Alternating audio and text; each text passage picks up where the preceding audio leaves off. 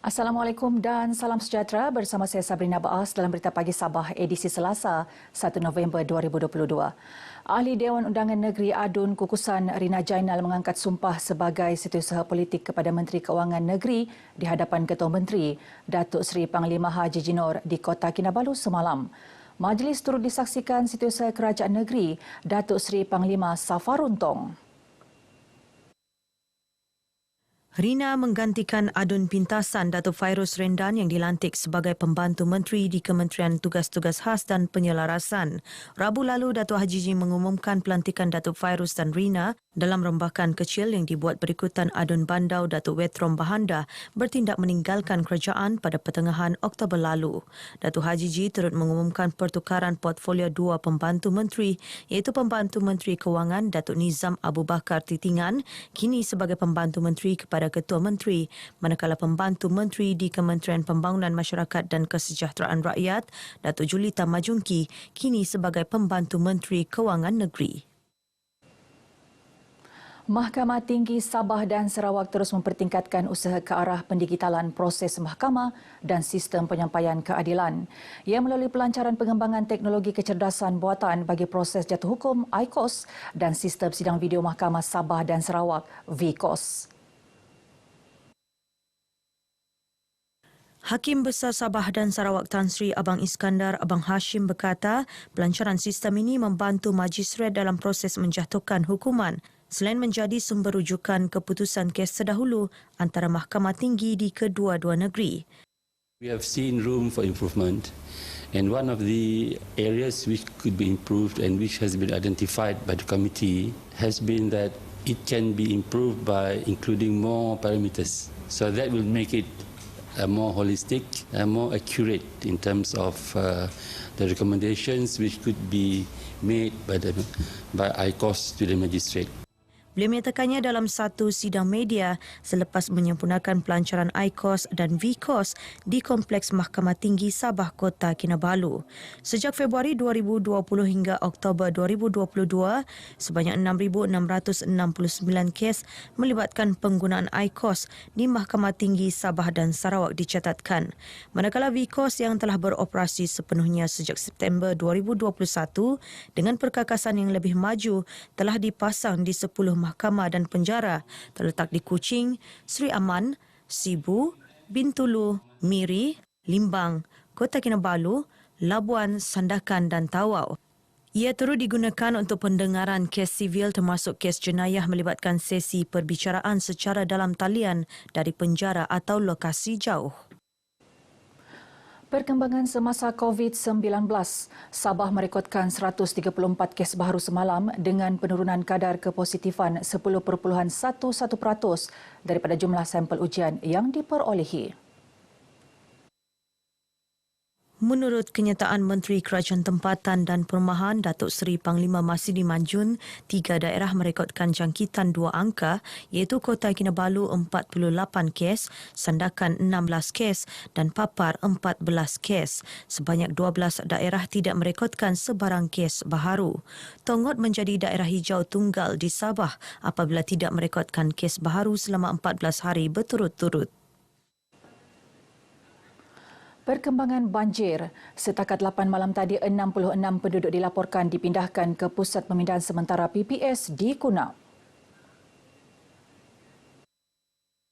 Menurut kenyataan Sekretariat Jawatan Kuasa Pengurusan Bencana Negeri, penduduk terjejas terdiri daripada 13 keluarga dari Kampung Airport Tun Fuat, Kunak. Tren semasa dilaporkan meningkat dan sehingga kini kesemua penduduk terjejas berada di PPS Dewan Kampung Airport Tun Fuat. Golongan muda di negeri ini digalak menceburi sukan memanah yang berupaya melatih daya tumpuan disiplin yang tinggi. Pembantu Menteri kepada Ketua Menteri Datuk Nizam Abu Bakar Titingan berkata, sukan memanah tradisional amat digalakkan dalam Islam kerana ia memberi kesan positif bagi mekanisme jasmani dan rohani. Menurut Datuk Nizam, inisiatif untuk menganjurkan berbagai kejohanan memanah tradisional selain kolaborasi bersama Jabatan Belia dan Sukan Persekutuan adalah usaha baik bagi melahirkan lebih ramai atlet berbakat dan berdaya saing. Pada saya, sukan memanah tradisional ini adalah satu jenis sukan yang bukan sahaja ia dapat menyihatkan badan kita, dapat membentuk jati diri kita, tetapi apa yang lebih penting bahawa sukan memanah tradisional adalah merupakan satu sunnah yang telah dibawa oleh Rasulullah sallallahu alaihi wasallam. Beliau berkata demikian selepas merasmikan Majlis Penutupan Kejohanan Liga Memanah Tradisional Kebangsaan peringkat daerah Tawau di Padang Jabatan Penjara Tawau. Seramai 170 peserta menyertai kejohanan anjuran Persatuan Memanah Tradisional Daerah Tawau Permata. Sementara itu, dalam majlis berasingan, ketika merasmikan penutupan konvoi Maulidur Rasul di Masjid Al-Kautar Tawau, Datuk Nizam menggesa pengundi muda melaksana tanggungjawab sebagai pemilih ketika pilihan raya umum ke-15 dan bijak menilai pemimpin yang mampu membela nasib rakyat. Ia kerana undi mereka penentu kepada kemajuan ekonomi dan pembangunan negeri pada masa akan datang. Umat Islam khususnya di Klias Beaufort perlu mencontohi Rasulullah sallallahu alaihi wasallam dalam perilakunya mengekalkan keharmonian antara masyarakat. Adun Klias Datuk Isnin alias Din berkata, kepribadian baginda adalah contoh terbaik dalam mengangkat ukhuwah insaniah. Menurut Datuk Isnin, setiap umat Islam harus menyemarakkan sambutan Maulidur Rasul dan disemai dalam jiwa sebagai bukti ketulusan cinta terhadap Rasulullah.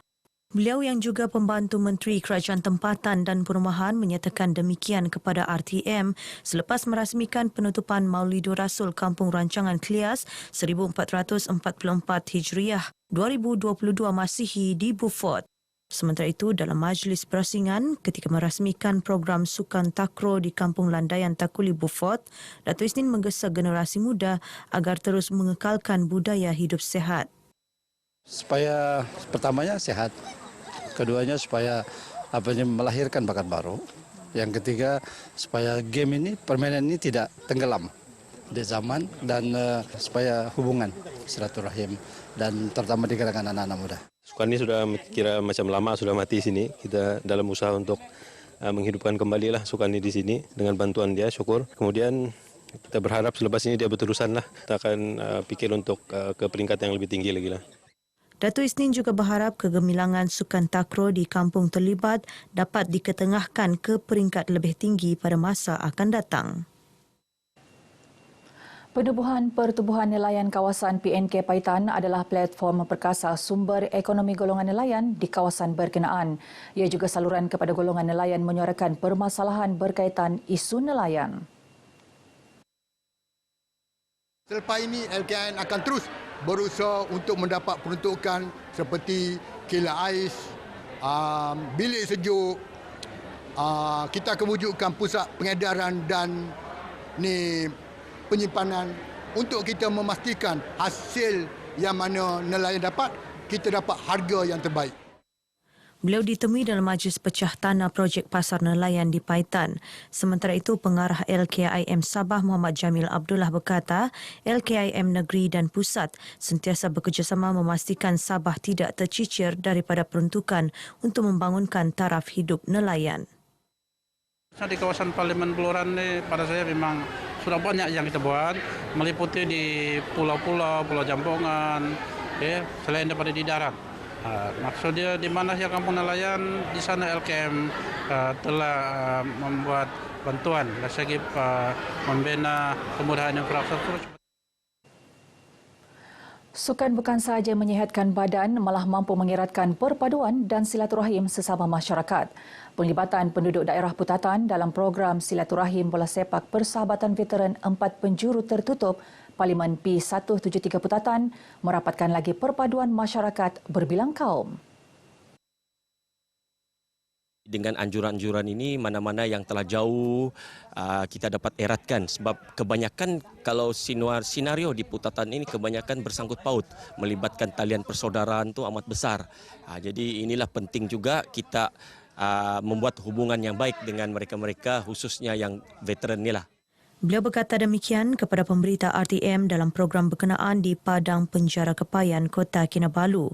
Muhammad Iskuzawan yang juga pemangku pengerusi SAFA Daerah Putatan berkata pihaknya berhasrat untuk menganjurkan lagi pertandingan lebih besar melibatkan pelbagai kategori belia, kanak-kanak dan veteran. Sementara itu, para peserta yang ditemui menyambut baik program berkenaan. Terima kasih juga kepada Ketua Armada Putatan kerana sanggup memberi 4 penjuru untuk silaturahim di padang penjara ini. Saya rasa lebih banyak lagi lah. Sekiranya kalau dapat kita organize untuk veteran sama mau tu yang muda ataupun yang veteran, kita akan laksanakan. Memang betul lah apa yang diwawakan untuk veteran-veteran 50 ke atas memang sesuai lah. Harapan kami semoga veteran 50 ni diteruskan siap begini lah. Ya, memang sangat baik. Sebab ini adalah satu cara untuk pertama untuk menggerakkan silaturahim sesama penduduk yang berada di sekitar Petagas, Petatan dan seterusnya lah. Kita harap pengunjung ini akan diadakan seterusnya dengan lebih besar lagi lah untuk sukan bersama. Pasukan Bema muncul juara selepas menewaskan pasukan Ketiau 3-0, tempat ketiga pasukan Nusaria dan pasukan Puyah di tempat keempat. Kesemua pemenang membawa pulang hadiah wang tunai. Berkongsi perayaan antara medan terbaik dalam masyarakat majmuk untuk memperkukuhkan ikatan keharmonian tanpa mengira perbezaan agama, bangsa dan budaya. Ia seiring dengan konsep keluarga Malaysia menerapkan keterangkuman, kebersamaan dan kesaksamaan. Ketua Bersatu Bahagian Libaran Datuk Zakaria Idris berkata, Pesta Tanglung yang turut mendapat sambutan daripada masyarakat lain selain kaum Tionghoa memperlihatkan kesepaduan masyarakat berbilang kaum yang saling menghormati antara satu sama lain demi kesejahteraan bersama. Program-program seperti ini dapat mengekalkan dan saya mengharapkan kekeluargaan, hubungan silaturahim dan perpaduan yang ada ini bukan sahaja pada hari ini tetapi kita kekalkan pada masa-masa yang akan datang. Beliau ditemui pemberita RTM selepas merasmikan Pesta Tanglung peringkat Sekolah Jenis Kebangsaan Cina SJKC kawasan Libaran di Sandakan.